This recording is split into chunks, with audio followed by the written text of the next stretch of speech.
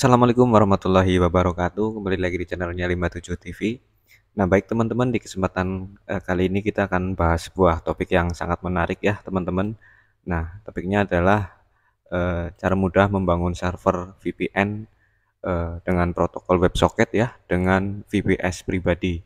Nah, eh, di kesempatan kali ini kita akan coba bahas ya tentang cara bikin server ya, server untuk VPN, untuk internetan ya mungkin bisa dibilang gratis begitu. Nah baik, nah untuk server VPN ini biasanya digunakan oleh para pengguna OpenWRT ya, seperti router ataupun STP OpenWRT dengan memanfaatkan akun VPN yang sudah diinstal di server VPS, baik itu VPS sendiri maupun VPS ataupun VPN yang eh, berbayar ataupun membeli di online ya. Adapun juga yang gratisan juga ada begitu. Jadi eh, konsepnya adalah kita membuat VPS pribadi ini nanti akan diinstal sebuah tools untuk server VPN yang nantinya bisa digunakan pada router-router yang berbasis OpenWRT ya teman-teman. Nah di situ nanti bisa digunakan pada seperti Trojan, WebSocket, terus apa lagi vMesh, terus VLAS, ada lagi eh, kayak L2TV dan segala macam ya, SSH juga bisa begitu. Jadi ini topik yang akan kita bahas di kesempatan kali ini, yaitu bagaimana sih caranya untuk membuat server VPN ini dengan VPS pribadi kita ya.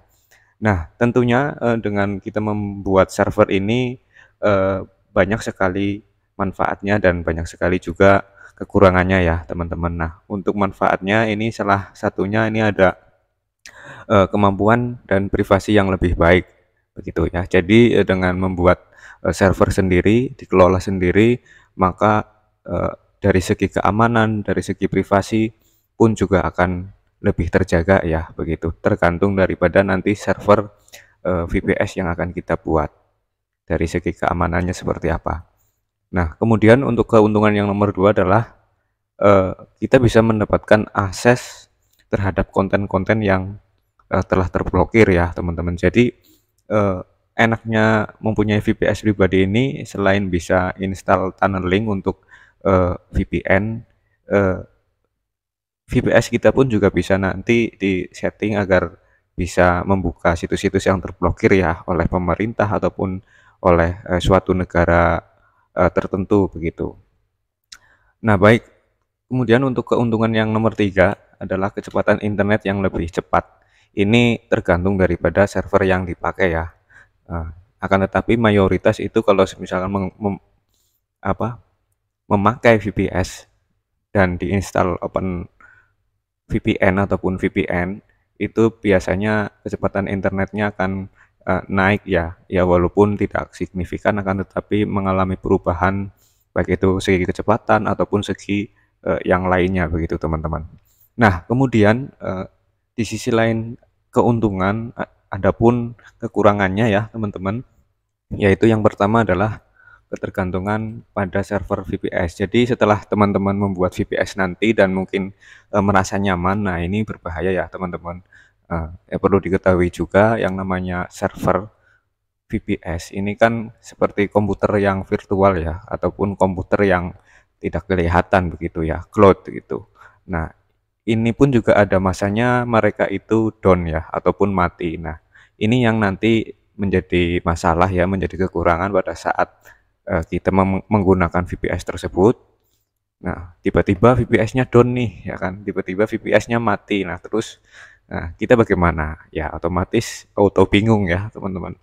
Nah, baik. Kemudian yang kedua, kekurangannya adalah keterbatasan kapasitas. Nah, ini karena VPS ini adalah komputer cloud ataupun komputer awan, komputer yang tidak kelihatan, otomatis kan mempunyai spesifikasi juga ya, teman-teman.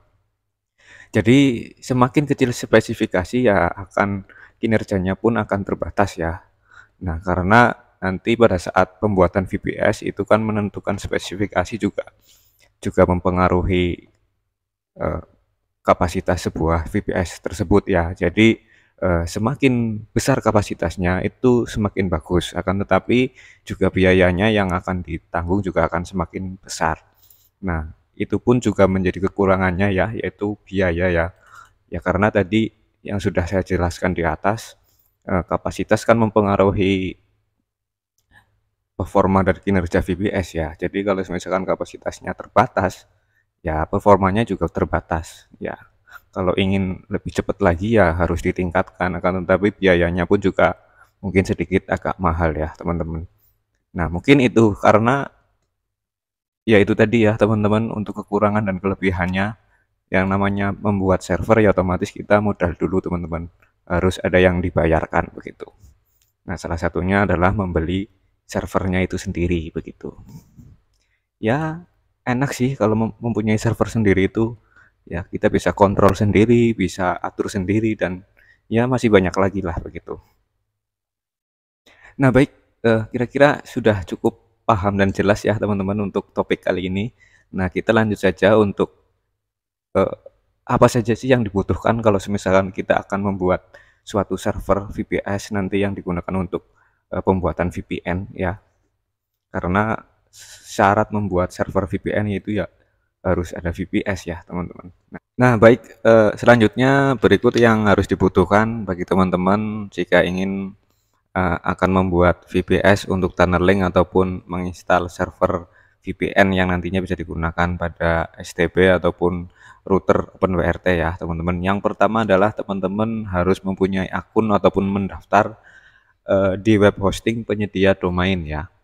Nah, ini berguna untuk membuat domain yang nantinya akan dipointing ke Cloudflare ya teman-teman. Nah, ini harus perlu. Nah, ini harga domainnya itu paling murah ya kisaran 10.000 ya teman-teman. Nah kemudian yang kedua yang harus teman-teman siapkan juga akun lagi, yaitu akun Cloudflare nantinya untuk mendapatkan akses CDN ya teman-teman. Dimana akses CDN ini eh, bisa untuk mendapatkan akses internet yang lebih cepat dan stabil, serta untuk pengaturan SSL, protokol, WebSocket, dan gRPC ya teman-teman. Nah kemudian yang nomor tiga yaitu akun lagi juga, yaitu yang paling penting ini ya adalah akun panel pembuat VPS itu sendiri ya. Nah, untuk membuat VPS ini harganya kurang lebih yang paling kecil yaitu Rp50.000 ya, teman-teman. Nah, untuk linknya ya kita sarankan menggunakan ID Cloud Host ya. Karena sepengalaman saya, sepengetahuan saya, ID Cloud Host ini selain murah juga servernya lumayan handal ya teman-teman, bisa dipertimbangkan lah begitu. Nah silakan teman-teman bisa login dan membuat akun dengan kode referral yang sudah saya tulis di sini, nanti juga ditulis di link deskripsi ya teman-teman. Nah tampilannya akan seperti ini teman-teman ya. Nah ini untuk panelnya yang nanti akan dibuat untuk pembuatan server VPS-nya. Nah, kemudian yang terakhir setelah kita membuat VPS dan mendapatkan domain ataupun membuat domain, langkah selanjutnya adalah kita akan melakukan penginstalan VPS beserta skrip-skripnya ya. Jadi nanti saya akan berbagi kepada teman-teman dari awal ya, baik itu pembuatan domain sampai dengan instalasi VPS menggunakan script auto install VPS begitu. Jadi sampai siap pakai. Jadi jangan kemana-mana. Mungkin ini videonya akan berkelanjutan ya, nggak mungkin menjadi satu video karena mungkin ya pasti panjang begitu ya durasinya. Nah mungkin di awalan mungkin itu saja ya untuk topik kali ini, yaitu cara membuat ataupun cara mudah membangun server VPN WebSocket dengan VPS pribadi. Nah, baik teman-teman, mungkin itu saja untuk pengantar video kali ini. Semoga bermanfaat dan sampai jumpa di part selanjutnya. Terima kasih. Wassalamualaikum warahmatullahi wabarakatuh.